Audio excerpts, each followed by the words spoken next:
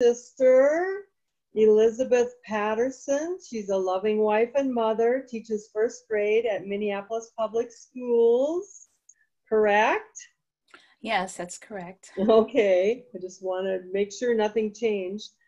And her topic today is Principles of Peace, the Principle of Reconciliation. So she has a wonderful presentation for us. Okay.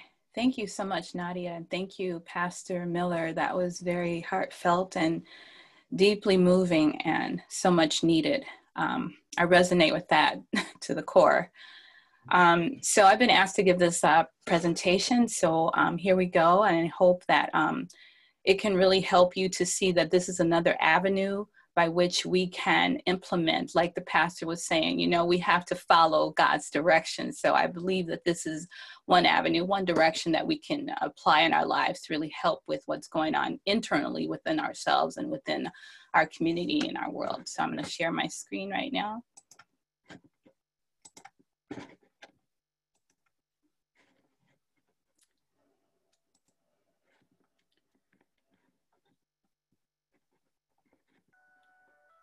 Universal peace.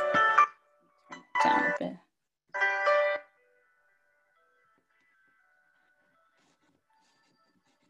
Sorry, guys, I gotta move you off my screen a little bit here. It's okay.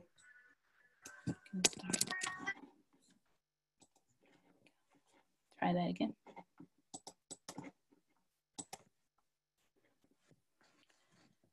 So this is a presentation by the Universal Peace Federation.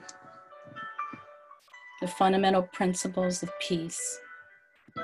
We'll be dealing with part 3, the principles of reconciliation, building a world of peace. My friend, have I not destroyed my enemy when I made him into my friend? By Abraham Lincoln. Revenge is everywhere. It seems to be glorified and sanctioned in our society.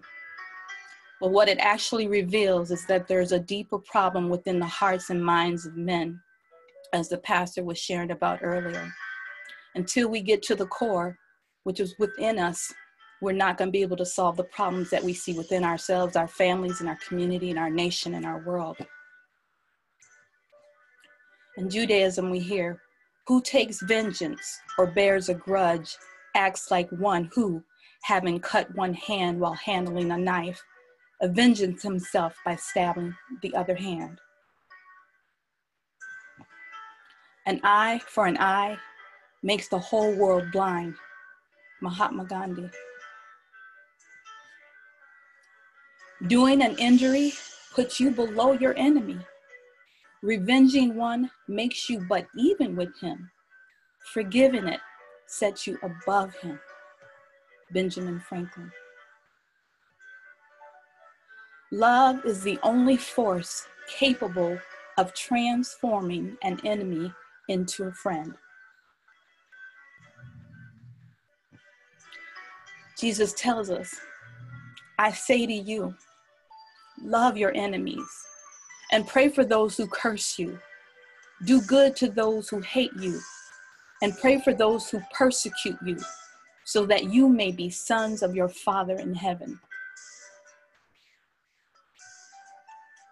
If you want to make peace with your enemy, work with him. Then he will become your partner. The end of apartheid, Nelson Mandela and F.W. de Klerk showed unity for peace. The enemy is loved. The reason why God does not punish an enemy is that he is thinking of the enemy's parents, wife, and children who all love him. When you understand that heart of God, could you take revenge on your enemy? Sun Myung Moon. UPF founder Reverend Sun Myung Moon met with Kim Il-sung, supreme leader of North Korea, who was trying to assassinate him. He could embrace his enemy. Allah is all forgiving and loves the one who forgives others. Islam. When God comes to us, he soothes the anger in our breasts and lets us see our enemy from a different perspective, as a brother or sister. Dr. Martin Luther King Jr. Leave your gift there before the altar and go. First be reconciled to your brother, and then come and offer your gift. Did you ever take pity on someone who opposed you and persecuted you? Did you ever think that he might be jealous of you on account of your many blessings? Words by Dr. Sun Myung Moon.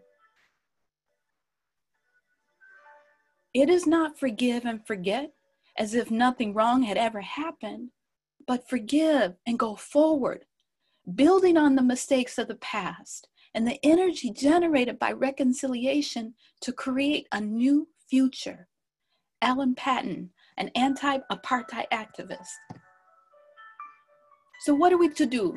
Resolve or repeat the past? As you know, unresolved problems will be passed on to future generations. Love God and love each other. Practice spiritual discipline and live for the sake of others. Success in both areas is needed to build lasting peace. It is nonviolence only when we love those who hate us. I know how difficult it is to follow this grand law of love, but are not all great and good things difficult to do? Love of the hater is the most difficult of all. But by the grace of God, even this most difficult thing becomes easy to accomplish if we want to do it. Mahatma Gandhi. So conflict resolution. First, we need self-reflection and reorientation. Identify the problem. Consider how one might have dealt with the problem differently. Take responsibility for one's contribution to the conflict. Listen carefully the parties in conflict. Second, reversal and restitution. Address whatever caused the other to feel hurt and violated. Be open to the efforts to reconcile. Seek to correct injustices. Third, reconciliation and renewal. Give up claim for retaliation. Forgive and be open to receive forgiveness. Resolve to help the other to reconcile. Foster goodwill. We need to recognize our peacemakers, both past and current. The 2020 Sung-Hak Peace Prize, which was founded by Dr. Hak Jahan Moon as a heavenly Nobel Peace Prize winners.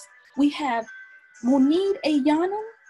He's recognized as a pioneer in religious harmony, especially between Islam, Christianity, and Judaism, and reconciliation between Catholics and Protestant churches. We have Macky Sall. He's the current president of Senegal. He's recognized for developing Senegal as a model democratic country through reduction of the presidential term and reformation. And we have former UN Secretary Ban Ki-moon. He's recognized for his leadership and putting sustainable development at the forefront of the global agenda and increasing the number of women in the UN senior management by more than 40%. So recognize our peacemakers. Learn from peacemakers. Astonishing reconciliation between Nigerians Imam Mohammed Ashafa and Pastor James Woye. They were sworn enemies. In fact, Pastor Woye, he joined the militia to fight the opposition and to fight the Muslims. And during one of his encounters, his right hand was chopped off. And the both of them, they sought ideal religious leaders to learn from. to learn the principle that we are a universal family. And now they're modeling and they're creating a peaceful coexistence between Muslims and Christians.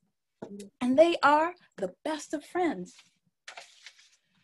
Felicia Sanders, one of the 3 survivors of the 2015 massacre at the Charleston, South Carolina AME Emmanuel Church, she says, I forgave from my own healing. She believes that God left her to tell the world that he is real. There is hope. We've got to stop dividing people. We've got to love one another. We've learned so much of his story, and now we're learning about her story. The Women's Federation is working to recognize and honor women, such as recognizing them for their courage and their compassion and their commitment, and using her gifts and talents to uplift others. We have here on the left, Dr. Aziza Bakush, and she is blind since age 8, and she's working hard, and she worked hard to earn her PhD in theoretical nuclear physics, and has taken upon herself a mission to bring education to the blind population that has 70% rate of unemployment. And then on our right here, we have Judy Mayeo, and she's one of the most recognized and personal growth leaders and trainers, and she coaches people all over the world, and she challenges and motivates people to be their best selves. And we got to work together as peacemakers, like the Ambassadors for Peace, the largest and most diverse global network of peace leaders. And Umuganda, a mandatory monthly half-day of community work in Rwanda. The traditional practice was revived after the bloody 1994 Civil War that cost over 800,000 lives. All nations' problems are the same. If those in every nation become our heavenly parents, God, children, no more wars or conflicts will arise. We are learning many lessons from the coronavirus outbreak. Heaven will not bless human beings' self-centeredness. Dr. Hak Jahan Moon, the mother of peace. Family is the cornerstone for world peace, with God as the center. So the universal peace principles of peace are one. We are one family created by God. The highest quality of the human being are spiritual and moral in nature. The family is the school of love and peace. Live for the sake of others. Peace comes through cooperation beyond the boundaries of ethnicity, religion, and nationality. The fundamental principles of peace, we need a vision for peace, foundation of values, heavenly and divine origin, living for the sake of others. We need to understand the root cause of conflict, the origin of selfishness, which is the role of sexual love. What is that? We need the principles of reconciliation, building a world of peace. Forgive, go forward as friends. People of all races are born with equal value. God is colorblind when it comes to skin color. The 21st century is a time for us to transcend racial, national, religious differences and live together harmoniously. The era governed by true love has dawned.